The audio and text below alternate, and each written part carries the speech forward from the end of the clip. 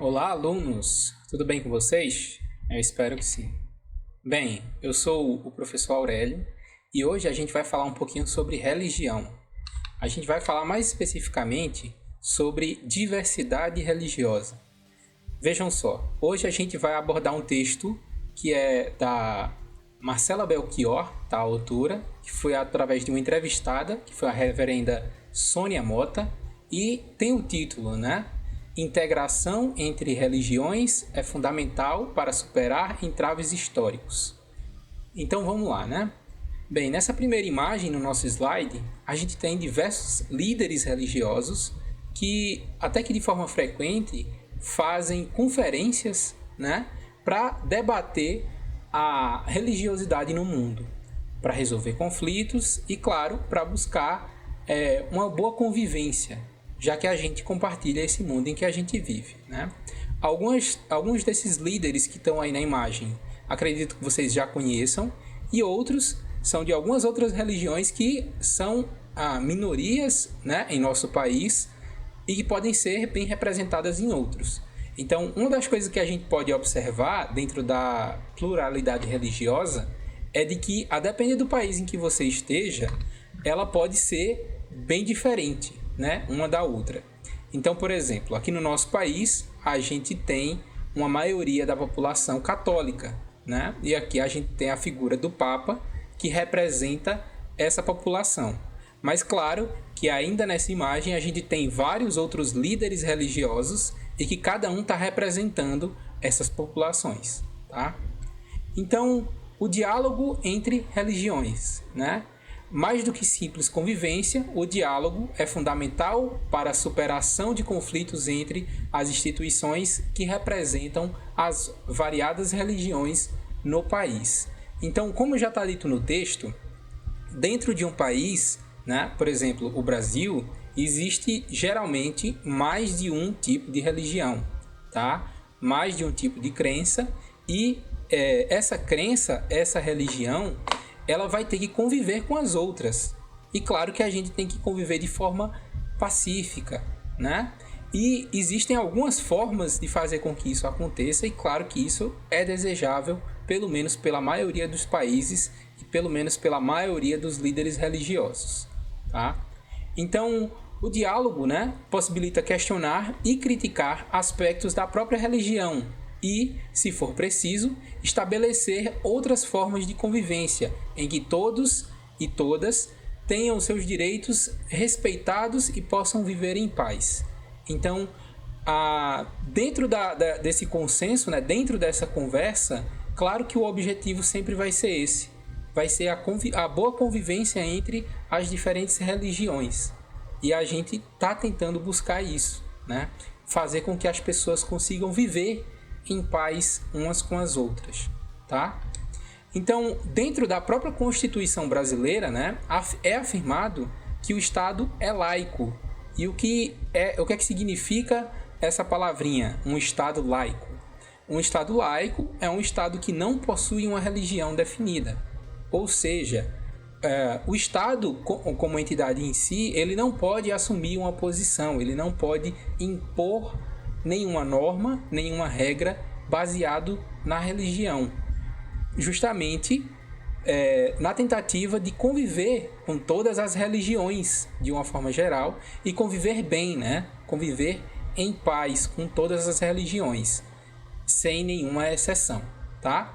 Então, tem se tornado comum representantes do Poder Legislativo e do Poder Judiciário do nosso país atuando, tendo como base apenas suas crenças religiosas. Então vejam só, infelizmente isso acontece no nosso país e ainda com certa frequência, que é a legislação misturada com a religião, né? Então, alguns representantes políticos tomam esse poder, essa voz, essa representatividade e legislam, né, a favor de um projeto político baseado na religião, o que é um problema para nosso país, já que o Estado é laico, né?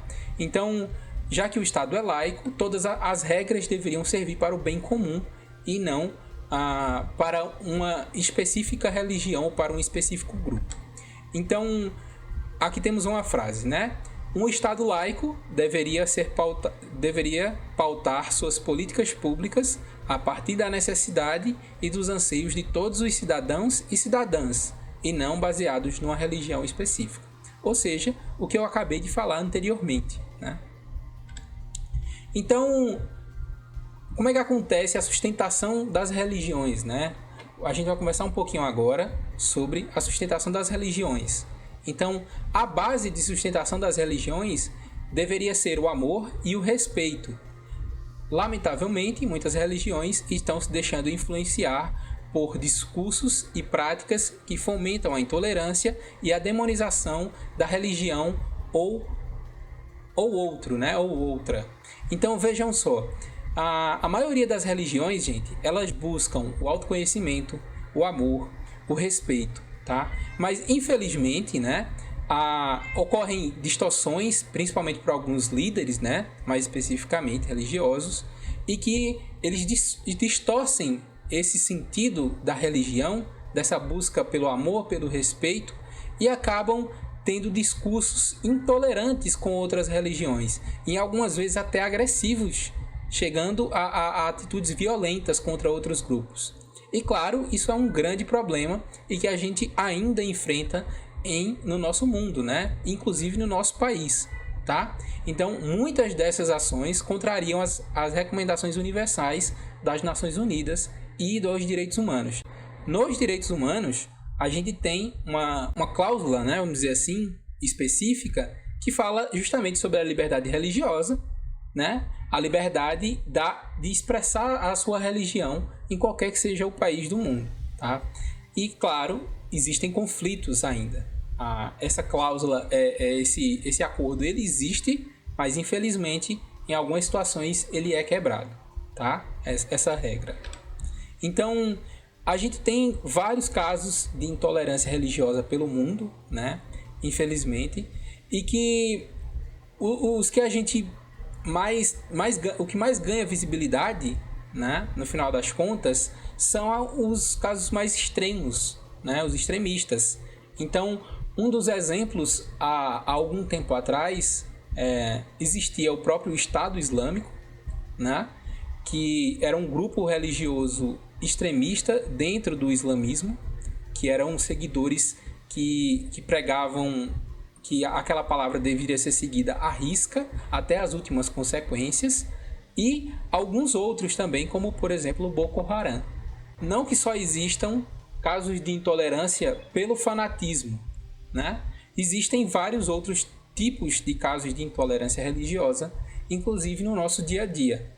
Então, no Brasil, a gente tem o caso de pluralismo religioso, né? Então, nosso país ele é majoritariamente cristão, que é, obviamente, devido à sua própria história, desde a chegada dos portugueses, que o Portugal ele já tinha uma forte influência da Igreja Católica, e a gente herdou isso desde a fundação do nosso país, como a gente conhece ele hoje, tá? Claro que a gente já tinha os indígenas, a gente depois teve o período da escravidão no nosso país, né? E muitas desses costumes religiosos desses diferentes povos, eles vieram para o nosso país. E esses são alguns dos motivos da pluralidade religiosa do nosso país, que é imensa, tá?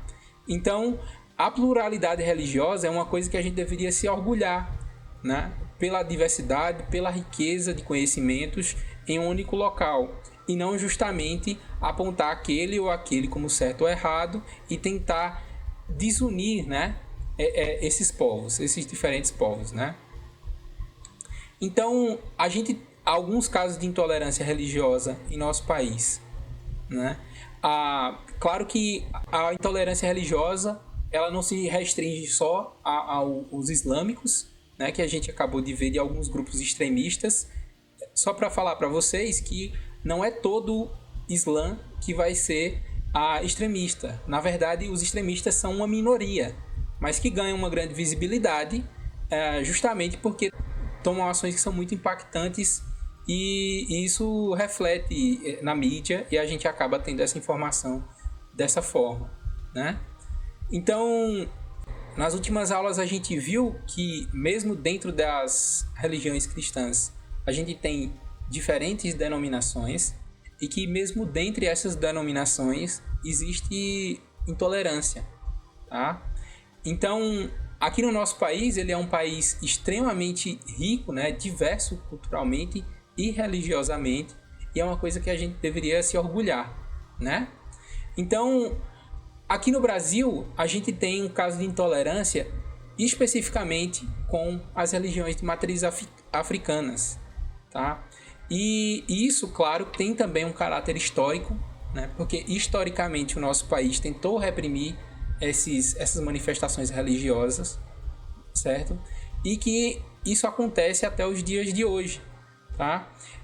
Lembrando que, geralmente, né, pelo menos pelos especialistas que estudam o tema, eles acreditam que a intolerância religiosa contra as religiões de matriz africanas também vem com uma certa carga de racismo, né? O que piora ainda mais essa situação, tá?